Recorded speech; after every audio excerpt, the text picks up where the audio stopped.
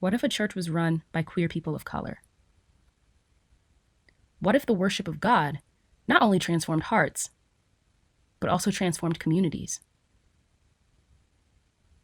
What if we could heal the trauma of racism in our bodies, both for people of color and white people? New City Church got its name from Revelation 21, which describes a heaven where God lives in a new city, where all tribes are welcomed in, where there is no more violence, and where the whole earth is renewed. Jesus teaches, "You shall love the Lord your God with all your heart, and with all your soul, and with all your strength, and with all your mind, and your neighbor as yourself." Part of living into the vision set out in Revelation is learning to dismantle the ways empire logic lives in our hearts, souls, bodies, and minds, and to build new practices of loving God and loving neighbor with our whole selves.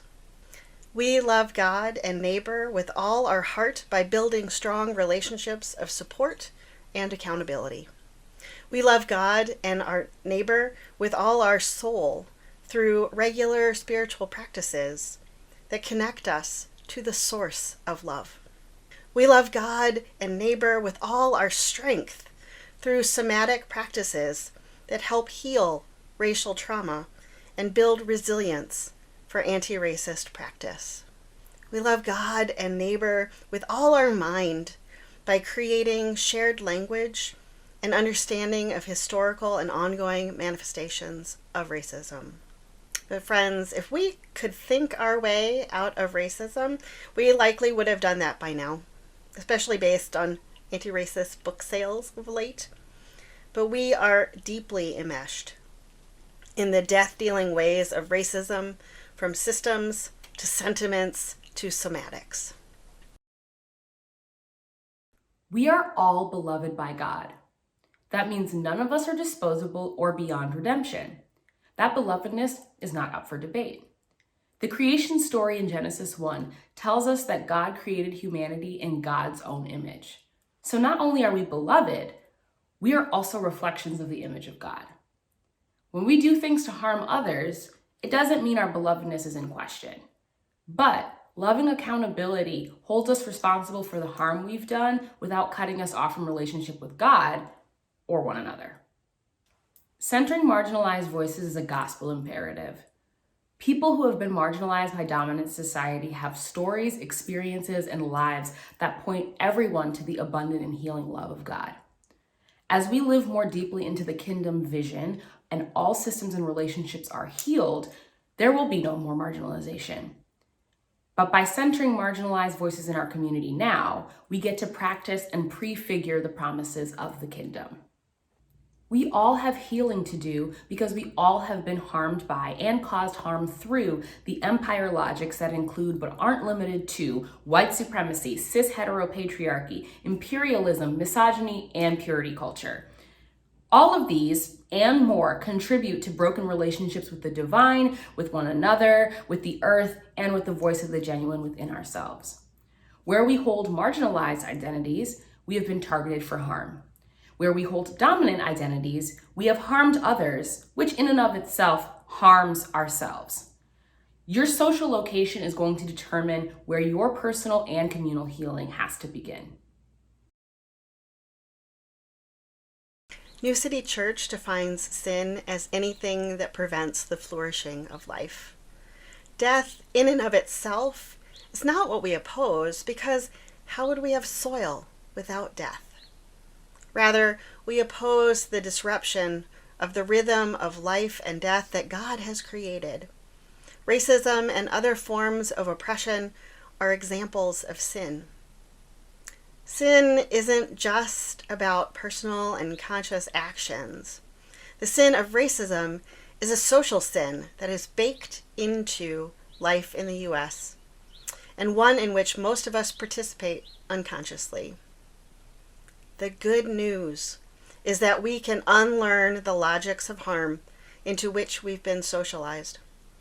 As shown in the cycle of gospel renewal, that which would otherwise fester can be redeemed by God, what we call sacred compost.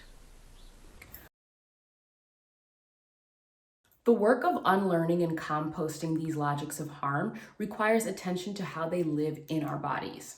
We have been socialized in a society that has a lot of messages around physical and emotional safety and race.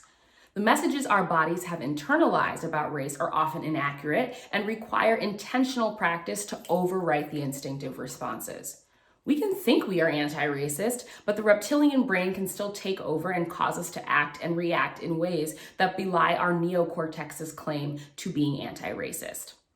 Evolutionarily, the oldest part of the brain is the reptilian brain, and that's towards the back and bottom of the structure, and that is tasked with regulating the body. The mammalian brain, which is in the center of the structure, regulates our emotions, and the neocortex, which wraps around the top and the front of the structure, regulates our thinking. Now, if the oldest part of our brain is conditioned by racialized messages of what to fear, and spoiler alert, it is, we cannot simply think our way out of racist behavior.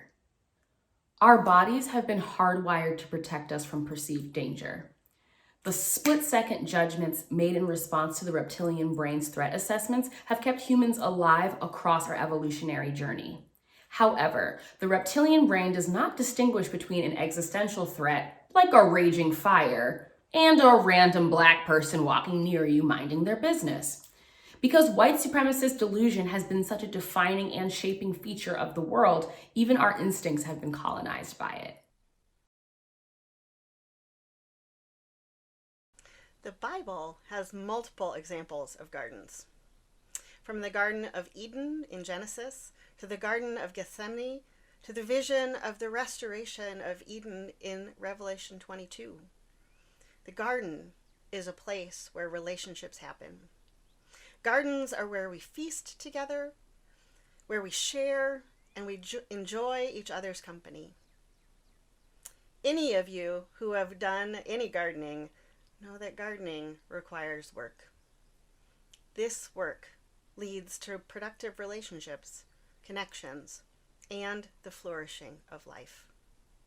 The Bible also has plenty of examples of battles and wars too. In the battle zone, we are activated into fight or flight. Our nervous systems tell us, I'm not safe here, something's got to change.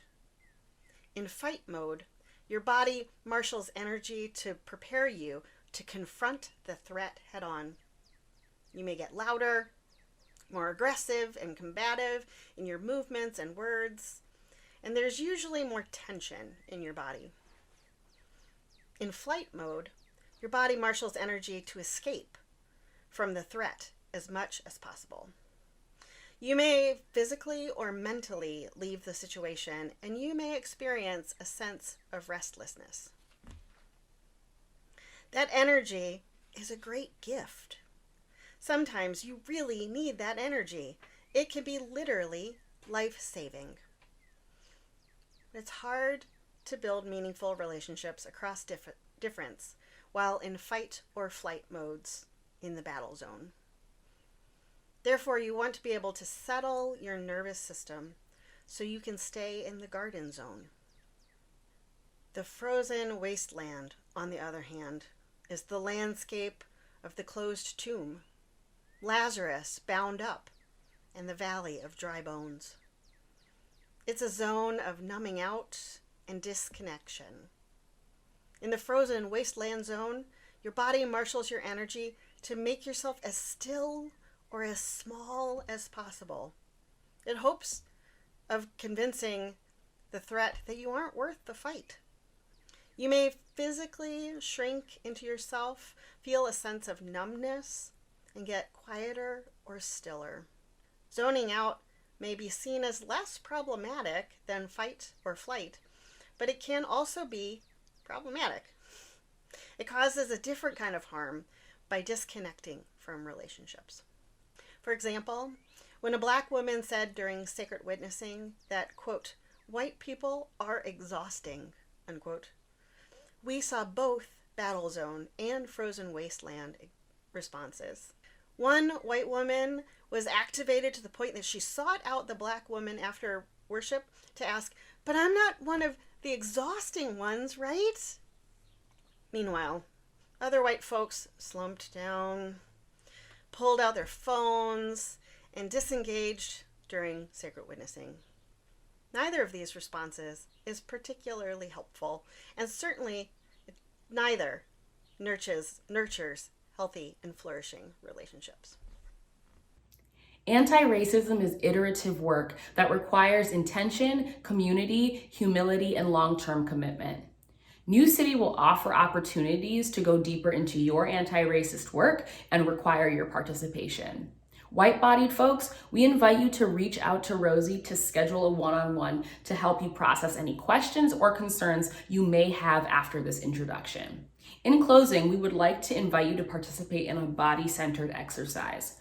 As we said before, this work is not just about reading or listening to the right things. It requires embodied practice.